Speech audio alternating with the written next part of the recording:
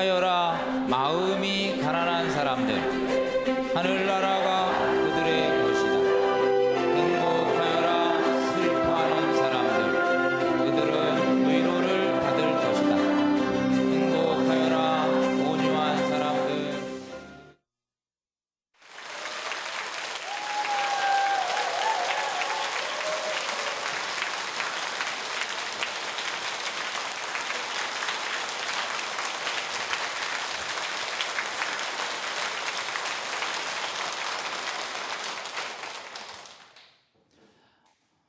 여러분 반갑습니다. 네.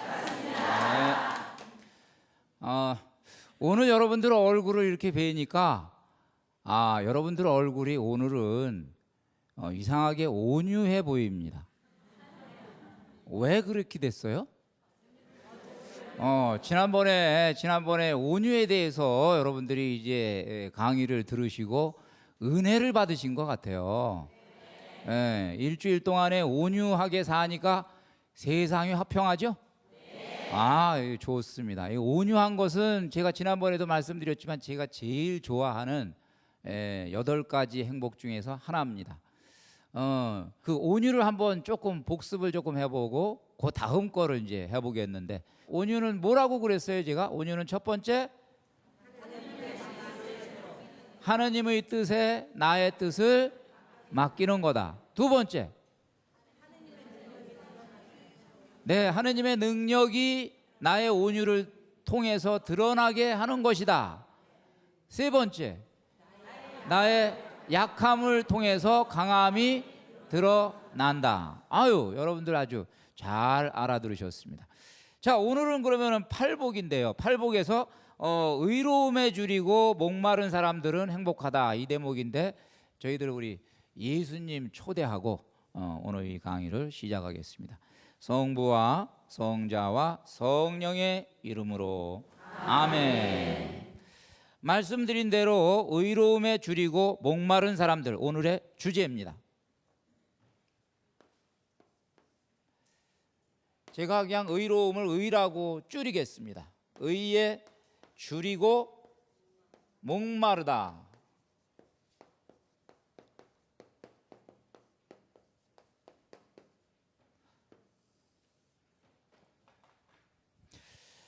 다른 거는 우리가 이제 금세 이제 납득이 가는데, 이것도 조금 의에 줄이고 목마른 사람 행복하다 그러면 당장 우리들이 이해가 잘 안 가요. 그래서 어떤 사람들은 쉽게 모두가 썩은 이 사회에서 혼자 의롭기가 너무 힘들어요. 그렇죠? 하느님이 의로우시다면 왜 악인들을 벌하지 않으시나요? 또 좀 불만이죠? 이건 벼락 맞았으면 좋겠는 사람들이 좀 있는데 안 맞아. 그래서 그런 것들도 있고요. 의로우려고 해봤자 손해만 봐요. 내가 죄가 너무 많아서 의라는 말만 들어도 부담이 돼요. 그러면 나는 그냥 위축이 돼요. 이럴 수도 있겠죠? 털어서 먼지 안 나올 사람이 어디 있겠어요? 제 주머니에서도 먼지 납니다. 털면. 이거 방법 없어요. 그렇죠? 그 다음에 나는 정의감 때문에 사람들이 미워질 때가 있고 분통을 참을 수가 없어요. 난 정의감이 있어요. 맞죠? 그래서 오늘 그런 것들을 한번 저희들이 점검해 보겠습니다. 우선 여기 이 의로움에 해당하는 그리스 말은 디카이오시네예요. 여러분들 아주 말 많이 배웁니다. 그렇죠?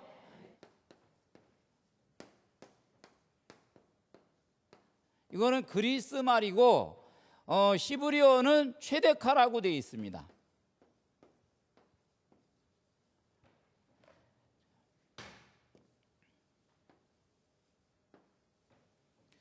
최데카, 이게 이제 의인데요. 우선 성경을 보면요, 하느님이 의로우시다라고 표현하는 대목이 굉장히 많이 나와요. 예를 들면 이제 시편 48편 11절에 보면은 당신의 오른손이 의로움으로 가득합니다라고 되어 있어요. 성경에 이제 기초해 가지고 우리가 예비자 교리 배울 때 하느님의 성품을 이렇게 우리들이 가르칩니다. 뭐 있을까요? 전지전능하시다. 우선 이제 제일 먼저 배우죠. 어디 영세 받으신 지 얼마나 되셨는데 다 기억하셔요. 또 하느님 사랑이시다. 성품이 사랑이십니다. 그 다음에 의로우시다. 여기 의로우시다가 이제 들어가요. 이게 바로 그 항목에 들어가요. 그 다음에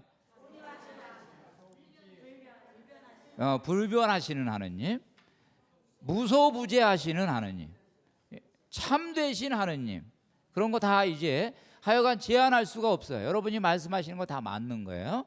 자, 뭐 그러면은 이제 우선은 이게 이 히브리어죠. 기본적으로 그리스 말에서 이게 뭘 의미하는가 그런 거를 아는 것보다는 히브리어에서 뭘 의미하는가 이거 아는 것이 저희들한테는 더 중요합니다.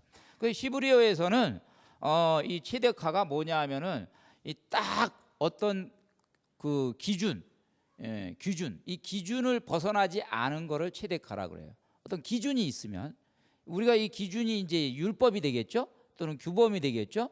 이 규범에 충실한 거. 그래서 인간이 여기에 아주 충실하게 방정한 품행을 하고 적법한 태도를 보일 때 요거를 체데카다 이렇게 얘기해요.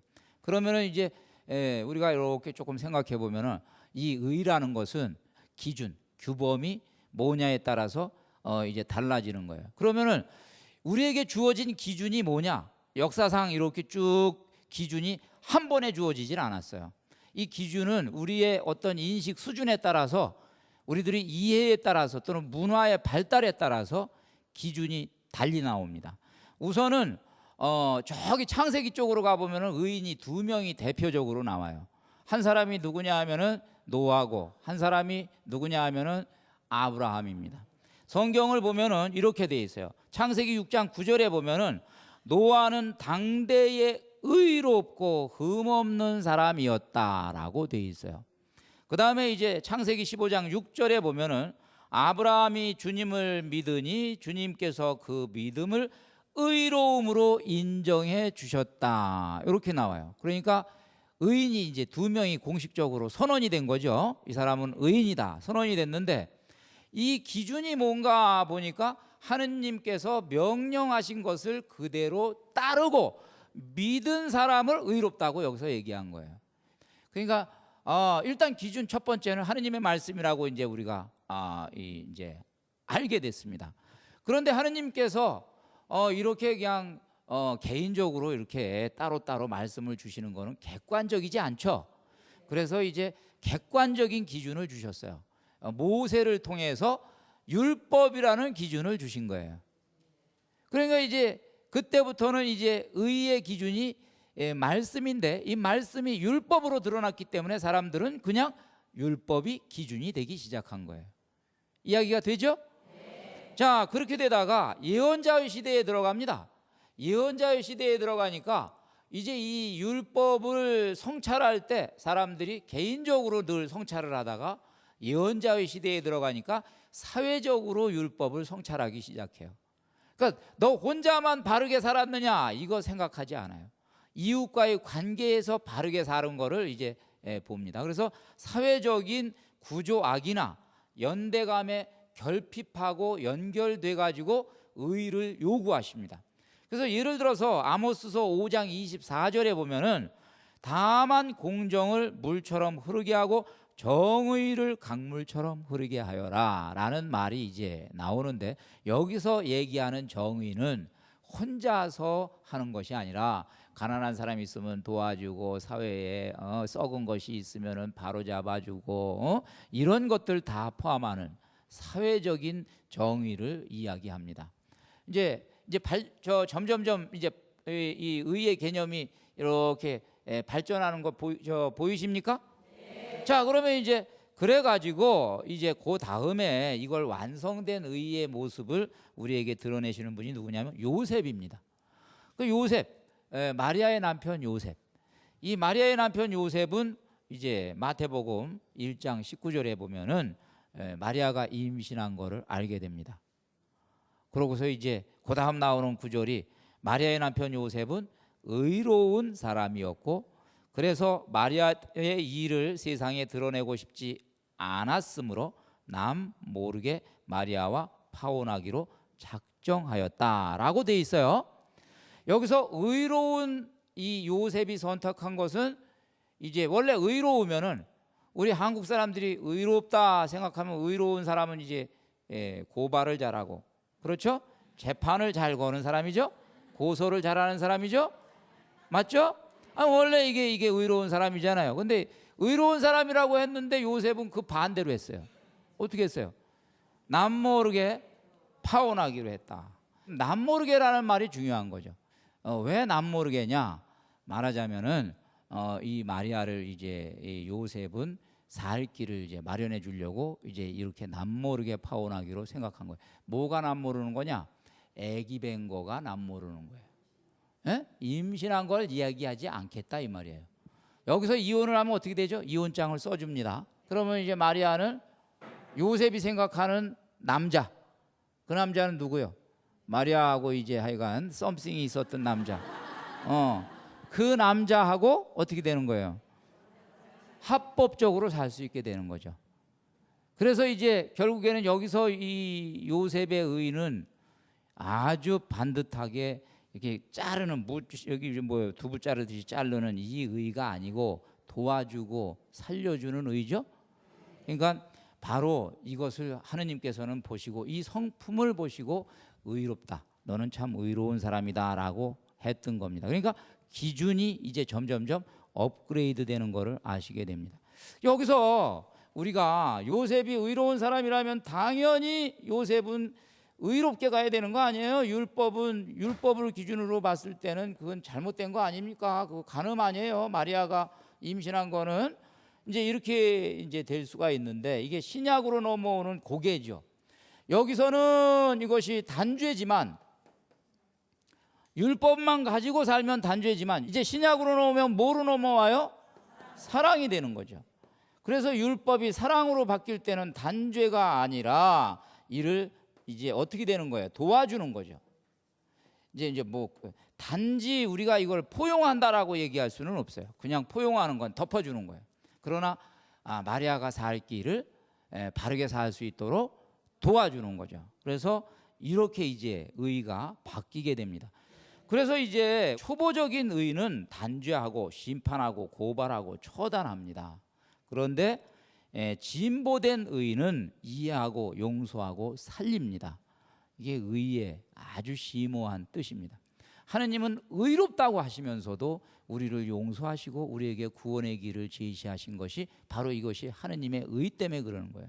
이야기가 됩니까? 네. 자, 그래서 이제 우리들이 쉽게 그냥 한번 생각해 보면은 의를 요구하는 것도 우리가 유치원생한테 너 의롭게 살아라 라고 요구할 때 걔한테 요구할 수 있는 건 몇 개 안 돼요. 뭐요? 신호등 잘 지켜라. 그렇죠? 학교에서 선생님 말씀 잘 들어라. 숙제 잘해라. 그 정도요. 그 정도. 거기서 더 이상 얘한테 얘기하면 얘 복잡해. 골치 아파. 얘기가 되죠? 그리고 이제 하나님께서는 지성인들에게 요구하는 의의가 있어요. 지성인들에게는 아주 건강한 판단만 해주면 돼. 지성인들의 의의는. 그래서 이것은 바르고 이것은 바르지 않고 이 식별을 해주면 지성인들은 되는 겁니다. 그런데 영성가에게 요구하는 의의는 또 달라요. 영성가에게는 올바른 식별과 판단 플러스 뭐예요? 그를 용서하고 도와주고 기도해 주는 것을 요구합니다. 이것이 의예요. 그러니까 내가 실행하는 의는 어느 수준인가를 스스로가 결정할 수 있겠죠. 맨날 고발만 하는 의를 실행할 거냐? 아니면 그거를 넘은 의를 실행할 거냐? 얘기가 달라지죠. 그래서 우리가 이 의를 잘 배워야 되는 겁니다. 그리고 또 하나 여기서 이제 예수님이 참 고맙고 위대하신 것은 어느 시대가 되었건 이 의의 기준에서 탈락한 사람들이 있다 이거예요. 탈락한 사람들, 세리, 죄인, 창녀, 강도 이런 사람들을 구제하시기 위해서 예수님이 오신 거예요. 그러니까 위대하시죠. 그들을 위해서 십자가에서 못 박아 돌아가심으로써 그들이 구원받을 길, 이제 의롭게 되는 길을 열어놓으신 것이 예수님이신 것이죠. 그러니까 예수님은 위대하신 거예요. 네.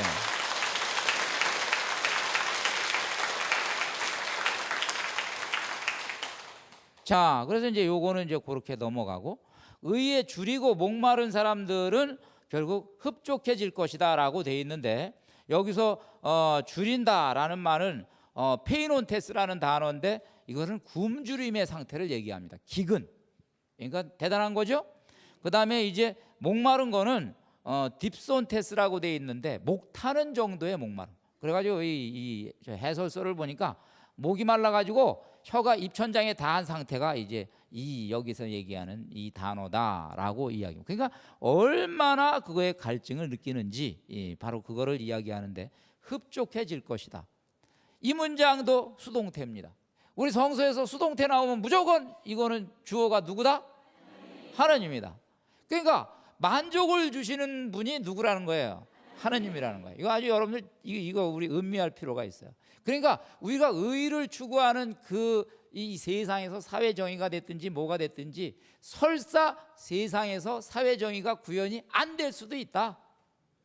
우리가 수고한다고 그게 당장 되는 것이 아니다. 안 될 수도 있어. 그러나 채워주시는 분이 계시다. 나중에 보상해 주시는 분이 계시다. 이게 바로 그 말이에요. 그러니까 이 세상에서 지금 의를 위해서 굶주리고 목마르게 사신 무명, 유명의 사람들이 있습니다. 스스로 나는 의롭다고 주장하지 않아도 사회 곳곳에서 지금 이 의로움을 추구하고 실행하는 분들이 있습니다. 이로 인해서 지금 박해를 받는 사람도 있고, 이로 인해서 인생 망친 사람도 있어요. 지금 그 사람들은 행복합니다. 왜? 하느님은 알고 계신다 이거요. 채워지리라. 언젠간 채워지리라. 아멘. 네.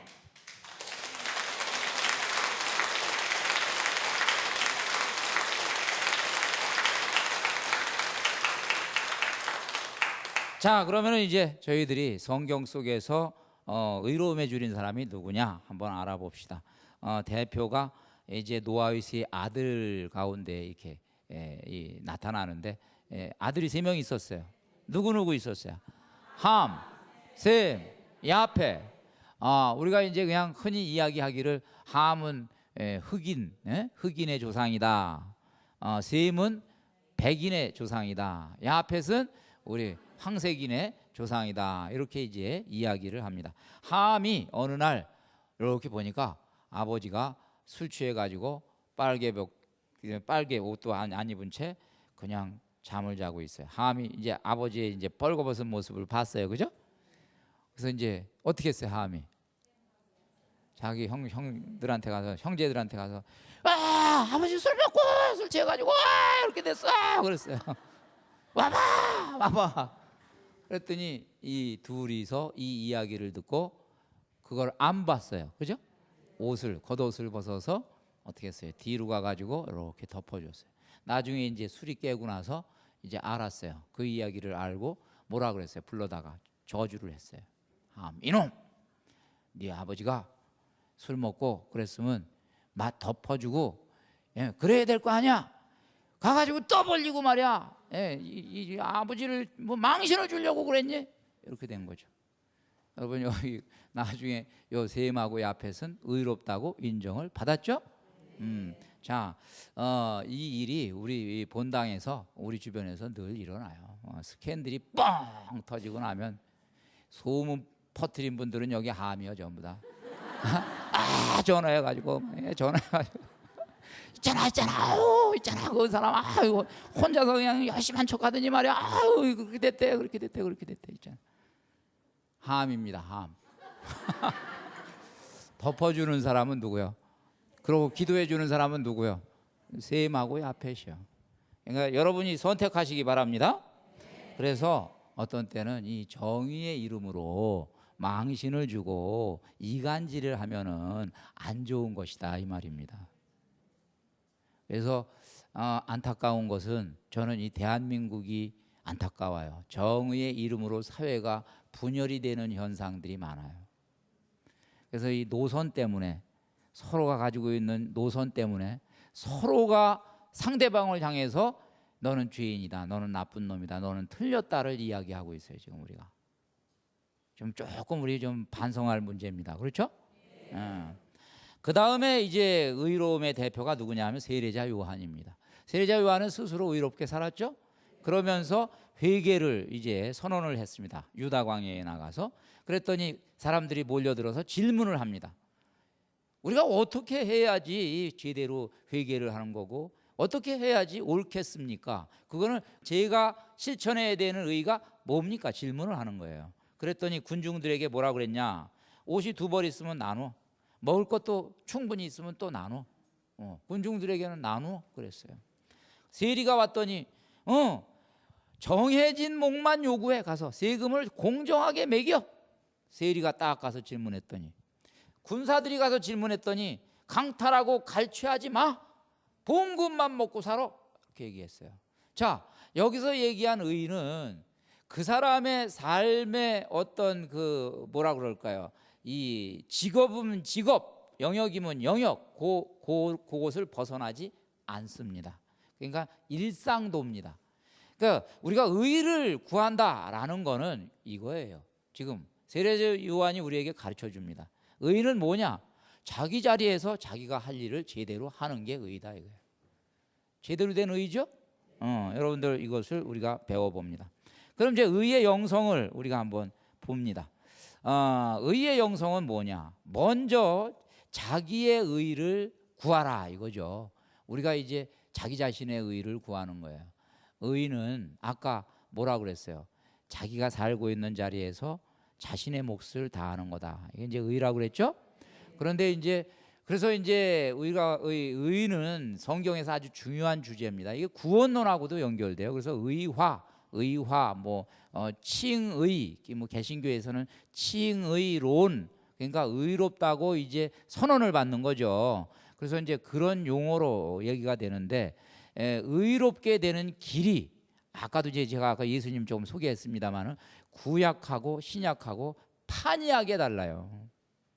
그래서 구약에서는 의롭게 되는 길이 기준이 뭐예요? 율법입니다. 그러니까 율법을 완벽하게 준행을 했을 때 의인이 되는 거죠. 근데 이 율법은 이 준행을 하기가 쉽지도 않고, 율법이라는 단어는 우리가 딱 봤을 때 의무가 연상이 돼요. 그렇죠? 이거 의무예요, 의무. 이거는. 그런데 이제 신약으로 넘어가니까 이제 사랑이 되는데, 예수님은 사랑을 요구하시면서 사실은 예수님께서는 이거는 이제 요구하신 것이고, 예수님께서는 사실은 율법 대신에 구원의 길로 결국 뭐를 주셨냐면 복음을 주셨습니다. 그렇죠? 복음이 뭐예요? 복음이 죄인도 구원받을 수 있다.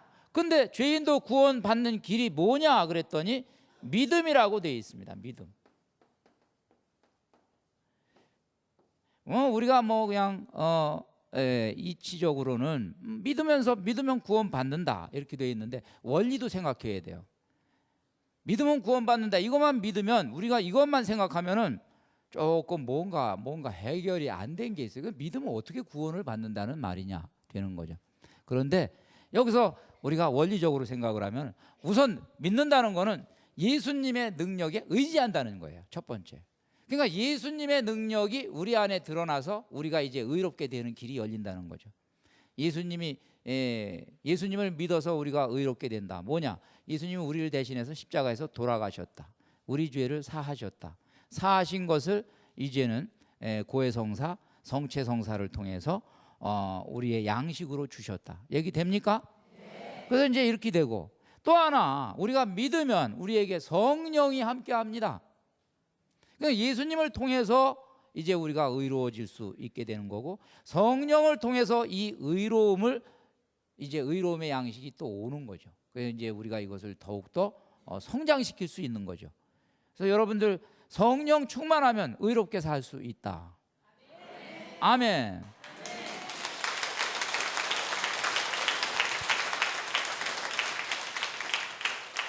그러니까 어떻게 되냐? 의무가 아니라 신바람이 되는 거죠, 이제.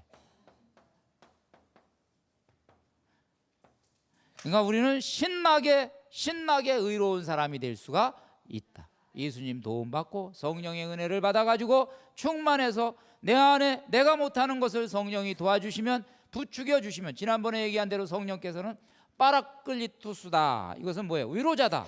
위로자는 나에게 기운을 주고 붙들어 주고 나를 일으켜 주고 지혜를 주고 능력을 준다. 기억하시죠? 네, 그렇게 되는 겁니다.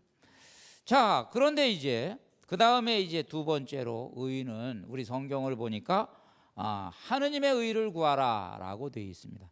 너희는 먼저 이제 하느님의 의를 구하라. 자신의 의를 구하는 것도 당연하지만 자기만 잘 살려고 하지 말고 하느님의 의가 이 세상에 드러나도록 최선을 다해라. 하느님의 의가 드러난다. 우리가 몫이라고 그랬죠.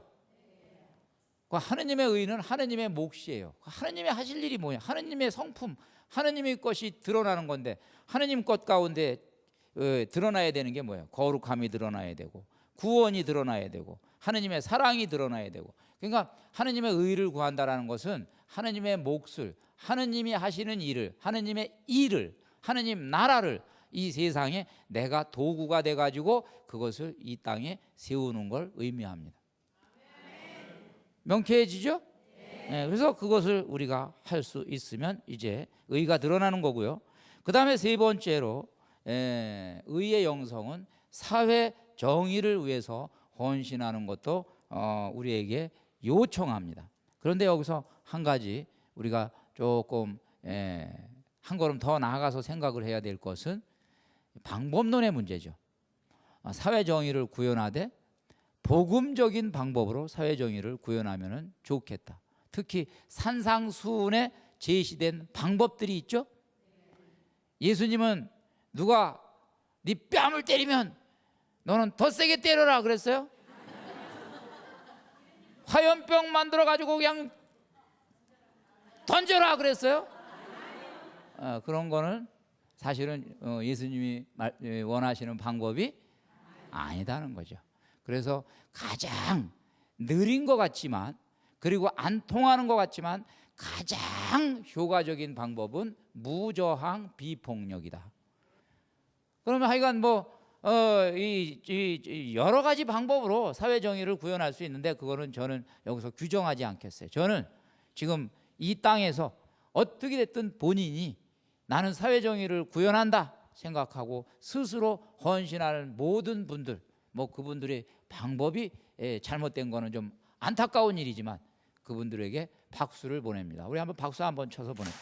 맞다 틀리다 아니에요.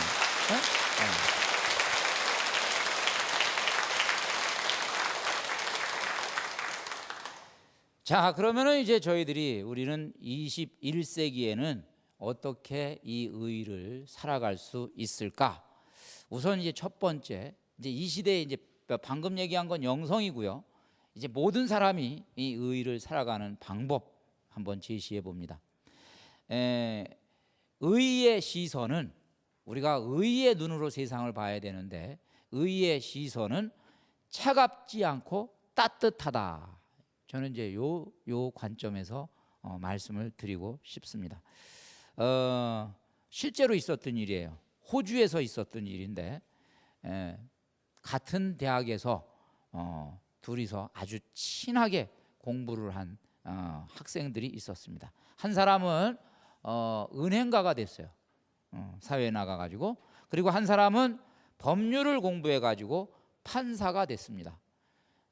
우리나라 심파극처럼 이제 뭐가 지금 복선이 깔리죠? 20년이 지났어요. 그러고 은행가가 수백만 달러의 돈을 횡령한 혐의로 기소당했는데 이게 또 얼마나 기구한 운명인지 이 친구한테 배당이 돼버렸어요. 그래가지고 언론이 막 취재를 나섰어요. 이제 이 친구라는 것도 알고 이제 이제 스포트라이트를 받는 거예요. 그래서 이제 재판정에서 이제 거기는 배심원제가 있습니다. 배심원제가 뭔지 아시죠? 예, 이제 뒤에 배심원들이 이제 이렇게 해가지고 이제 다수결로 이게 이제 죄인이다 아니다 나오는데 배심원들은 유죄를 선고했습니다. 이제 사람들은 이제 저 사람은 어떻게 할 것이냐, 친구를 버릴 거냐, 아니면은 어떻게 할 거냐, 굉장히 궁금한 거예요. 근데 이제 이 재판의 판사는 말하자면 여기에서 요구된 구형된 형량 중에서 제일 높은 형량의 벌금형을 때려버렸어요. 엄청난 뭐 갚을 수 없는 돈의 벌금형을 때려버렸어요. 그러고 법복을 사람들이 다 보는 앞에서 법복을 다 벗고 친구한테 딱 찾아가서 주머니에서 뭘 꺼내요. 이복에 내 집과 내 재산을 다 팔았네. 이걸로 벌금을 내게. 돈을 거기다 다 줬죠.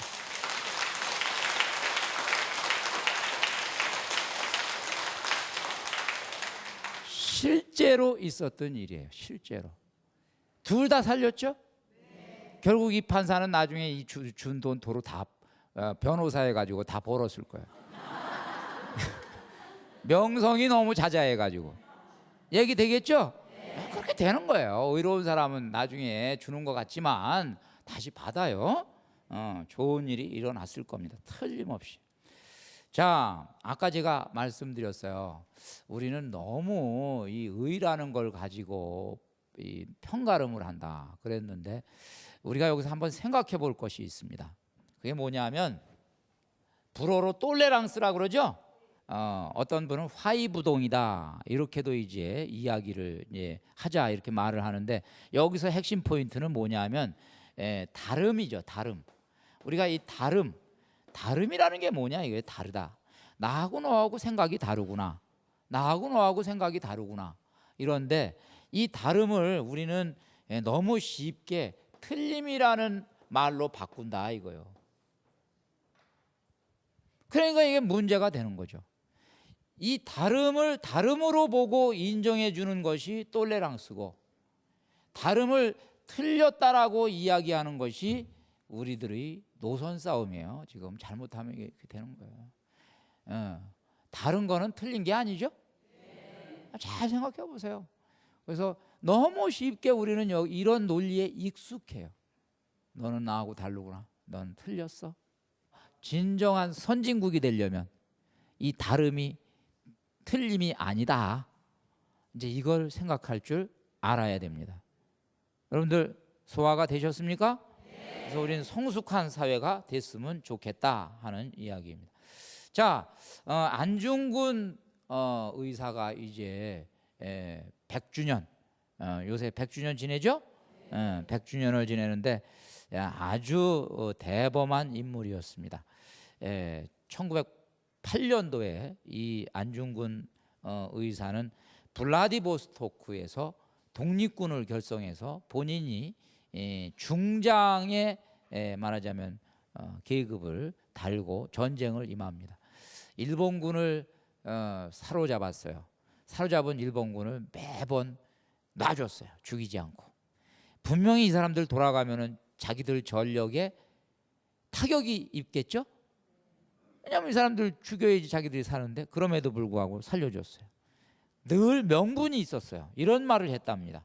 만국 공법에, 국제법에 사로잡은 적병을 죽이라는 법이 없다.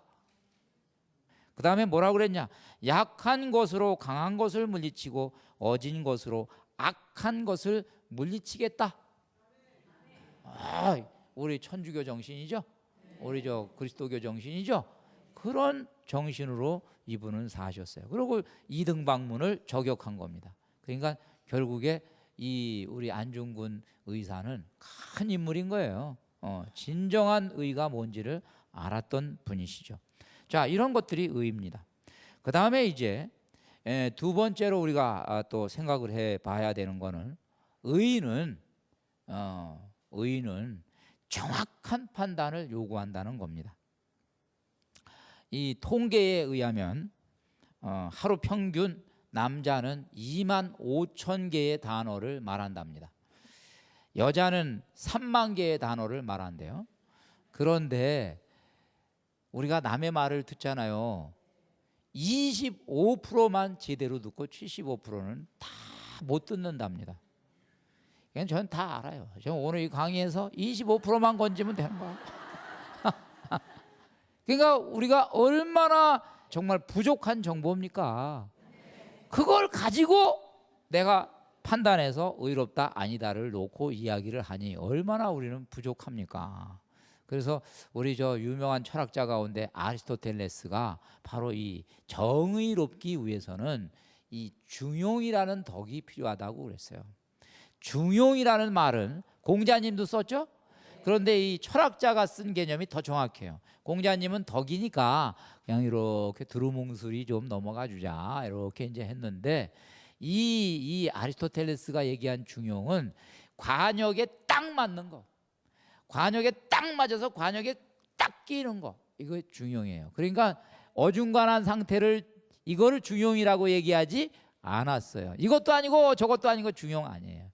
그럼 여기서 중용의 기준은 뭐냐면 지나치지도 않고 모자라지도 않는다. 그러니까 사실에 적확하게 부합한다. 사실에 적확하게 부합하는 판단이 중용인 거예요. 그러면 A라는 사람이 있고 B라는 사람이 있는데 두 사람이 막 서로 옳고 그름을 막 얘기하는데 이 옳고 그름을 얘기할 때 내가 이 사람 얘기 딱 듣고 판단을 했을 때 B가 억울할 수가 있습니다. 그렇죠? B의 얘기도 듣고 판단을 했는데 내가 정말 사태에 맞게 하느님의 눈으로 봐도 이 사람이 요만큼 이 사람이 그 판단을 내렸을 때 중용이라고 그래요. 그것이 있고서 내가 정의를 이야기하면 억울한 사람이 나타나지를 않는데 그것이 없고 정의를 이야기하면 반드시 정의의 이름으로 억울한 사람이 또 나타난다 이거예요. 그거는 도저히 본인이 용납을 못하는 거예요. 나는 억울한 거. 자, 그래서 이제 이런 것들을 우리가 생각을 할 줄 알아야 되고 아리스토텔레스는 이런 이야기를 했습니다. 사람은 누구나 화를 낼 수 있어. 화내는 건 쉬운 일이다. 그러나 화를 내야 될 사람에게 화를 내고 적재적소에서 화를 내고 올바른 목적으로 화를 내고 올바른 방법으로 화를 내는 것, 그거는 누구나 할 수 있는 일이 아니다. 이런 화를 낼 줄 알아야 돼. 이런 화를. 예수님이 이런 화를 한번 내셨죠. 성전에서. 그 예수님이 낸 화는 제대로 된 화인 거예요. 이게. 자, 이것이 바로 의입니다. 자, 그러면 이제 우리가 마지막으로 정의를 위한 노력은 헛되지 않는다. 이제 이 이야기인데 우리 성경에는 낙심하지 말고 계속 좋은 일을 합시다. 포기하지 않으면 제때의 수확을 거두게 될 것입니다. 라는 말이 있거든요. 이것도 우리가 의를 구하는 데 굉장히 필요한 말이 아닐까 생각을 해봅니다. 자, 영국하고 프랑스 사이는 한국하고 일본하고 사이하고 비슷해요. 응? 서로가 이렇게 원수지간인데 100년 전쟁이라는 걸 치루었습니다. 그래서 이제 100년간 그냥 계속 전쟁을 했는데 이제 이 어느 시점에서 어느 전쟁에서 이제 이 전세가 영국에 불리했어요. 프랑스는 수천 명의 군사가 남아 있었고 영국은 수백 명, 250명밖에 군사가 없었습니다. 그래서 이제 이 뭐 전쟁이 되질 않죠. 장군이 이제 이 전체를 지휘하는 장군이 단검을 빼들었어요. 연병장에다가 다 집합을 시키고 250명이 쫙 나옵니다. 단검을 빼들고 말했습니다. 자,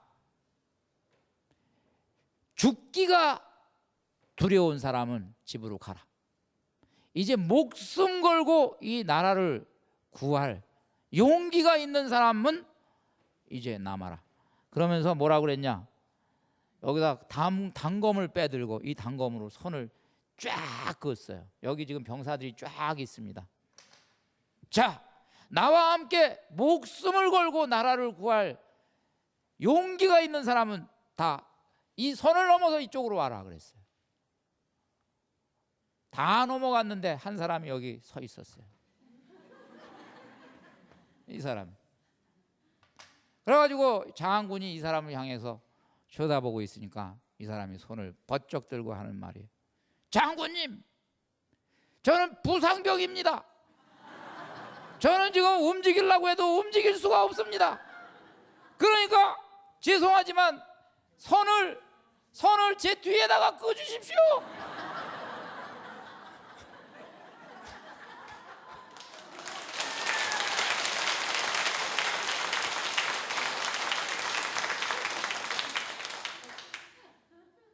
전쟁에서 이겼어요. 그럴 수밖에 없겠죠. 네, 그래서 유명한 이야기입니다. 자, 또 우리가 또 하나 퇴근 시간에 소낙비가 갑자기 내렸습니다. 그래서 이제 5명이 어디서 이 처마 밑에서 이제 비를 피하고 있어요. 비를 피하고 있는데 어떤 아줌마가 비를 간신히들 피해 가지고 이제 이렇게 이제 안 맞으려고 했는데 아주머니가 그냥 탁 오더니 그 안으로 탁 들어왔어요. 저 끄트머리에 있는 젊은이가 밀렸어요. 젊은이가 그래가지고 뻘쭘하게 있는데 그 옆에 할아버지가 있었어요. 할아버지가 뭐라 그랬냐면 이봐 젊은이, 세상이란 다 그런 거야. 젊은이 비를 맞잖아요.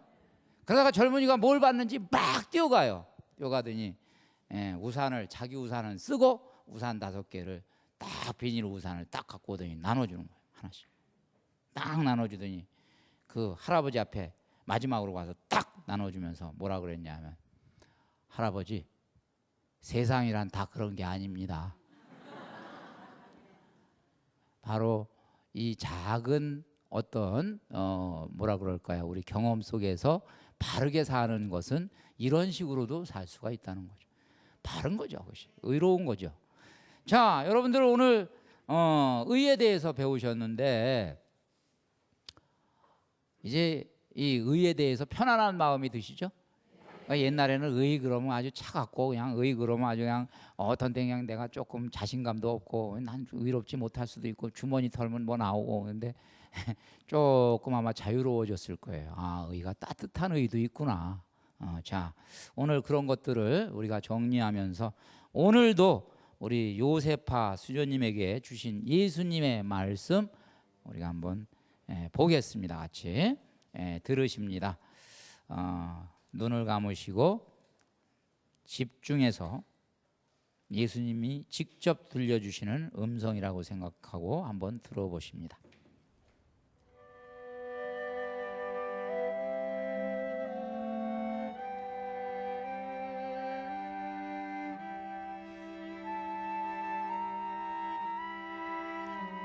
나의 성심은 한없이 거룩하고 지혜로운 마음이다.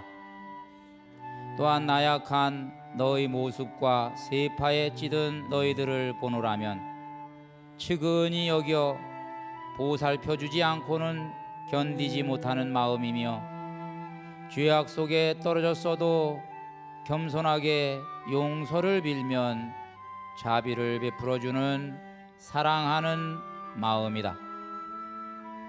용서를 받은 후 또다시 죄악의 구렁텅이에 떨어졌을지라도 진정으로 뉘우치며 통회하면 나는 더욱더 그 사람을 사랑한다. 수천 수만 번이라도 용서하고 내 사랑을 거두어들이지 않을 뿐만 아니라 그 죄의 얼룩까지도 나의 성혈로 깨끗이 씻어주겠다. 너희 영혼들이 아무리 큰 잘못을 저질렀을지라도 나는 너희 영혼들을 싫어하거나 미워할 수 없으며 오히려 나에게 달려와 의탁하기를 학수고대하고 있다. 특히 너희들이 불쌍하면 할수록 더욱더 내 마음은 너그러워질 수밖에 없다. 아버지는 건강하고 튼튼한 자식보다 병들고 허약한 자식을 더 마음 아파하며 돌보아 주질 않느냐. 이와 마찬가지로 나의 성심도 의인들보다 죄인들을 향해 기울어져 있으며 나의 사랑과 따뜻한 정을 그들에게 더 많이 쏟아준다. 모든 영혼들이 나의 마음 안에서 하나가 되기 위해 사랑의 동행을 맺고 서로를 용서하며 다른 영혼들이 하느님의 진리를 깨닫고 광명의 길로 나아가게 해달라고 기도하는 일이 너희들이 해야 할 일이다. 나로부터 선택받은 영혼들은 나의 구원 사업에 동참하기 위해 자기 자신을 헌신할 때에는 나에 대한 완전한 신뢰심을 가지고 해야 한다. 나는 나에게 의탁하여 기도하는 영혼들의 청을 거절하지 못하고 언제나 깊은 온정으로 응답한다. 자신의 나약함 때문에 용기를 잃어서는 안 된다. 나의 공로와 내 성혈의 위력을 믿고 항상 즐거운 마음을 갖도록 노력하여라. 너희 혼자 힘으로 나의 대사업을 감당하기는 어려울 것이다.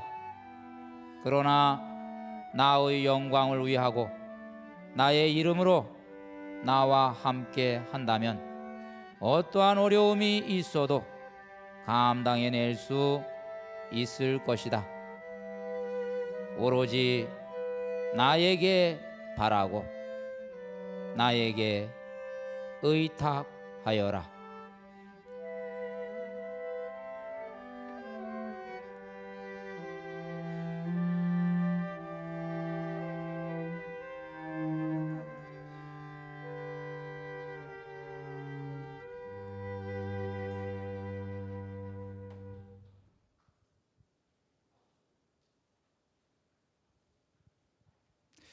네, 부족한 우리들을 당신의 의로움을 세상에 전하는 도구로 불러주시고 우리에게 힘을 주시는 주님의 음성 들으시니까 어떠세요?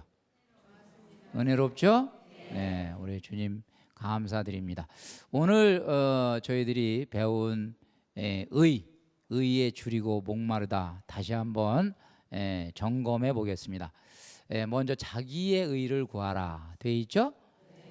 자기의 의를 구하라. 그 다음에 하느님의 의를 구하라.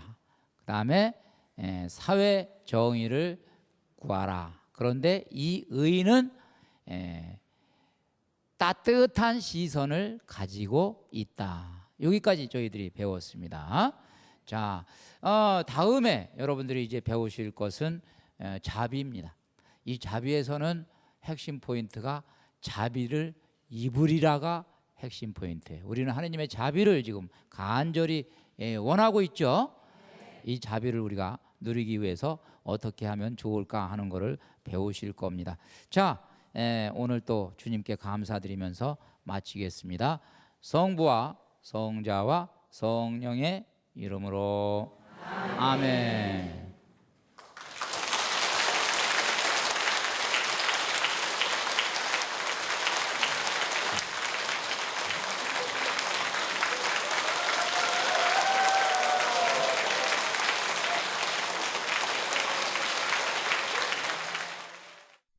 자비로운 사람들은 행복하다. 자비가 좋은 줄은 알지만 잘 안 배요.